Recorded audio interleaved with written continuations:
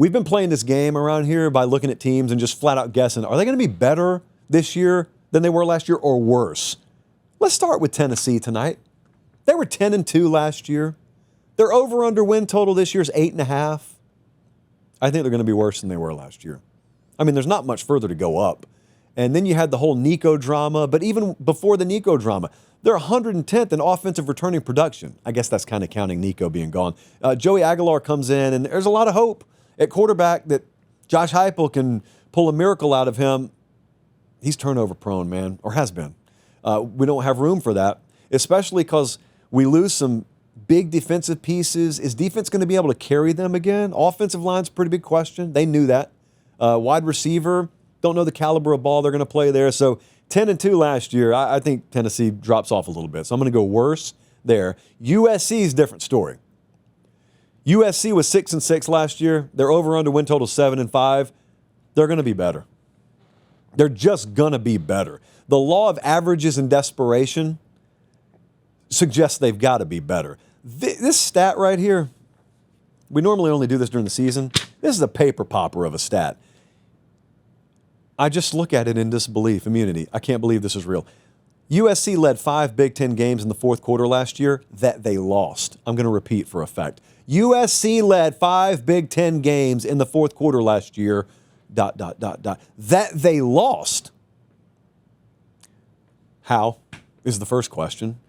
Sacks and tackles for loss, I think, are going to improve on that team this year. They look better on the line of scrimmage. They got players that look like they should be playing on the line of scrimmage, O-line, D-line in the Big Ten. Jacoby Lane is going to be a standout wide receiver 1 this year. They've just got to be better. I mean, 7-5 would be better.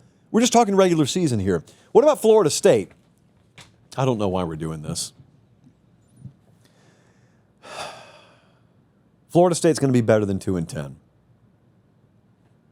I don't know what more. I mean, what do you want from me? They play Kent State and something called East Texas A&M this year. They got to win those games to be at least 2-10. Kent State is 136th in preseason S&P Plus. That's last in all of FBS. And East Texas A&M, Commerce, Texas, Jesse, isn't that right? Playing Florida State, yeah. I don't really know what kind of argument you want from me. Like the bus is going to get to the stadium. All the players are going to have oxygen to breathe. They're going to be better than 2-10. And Kansas State, this one's tricky. Kansas State was 8-4 last year. They got an over-under win total of 8.5. I'm going with Kansas State being the same as they were last year. I know Avery Johnson's back. I know that. You don't always just get huge improvement just because a guy returns. I think Avery Johnson is who he is. He's a good player. I think he is who he is as a quarterback. I think there are questions along that offensive line. Sort of a middle-of-the-pack secondary last year, counting on some portal backfills there. They go to Baylor. They go to Kansas. They go to Oklahoma State. That'd be interesting. But they get Texas Tech. They got to go to Utah. That back half of their schedule is not easy. And I just think it's a lot of close games. 8-4 sounds about right to me. So I'm not going to go too different on Kansas State this year as opposed to last year.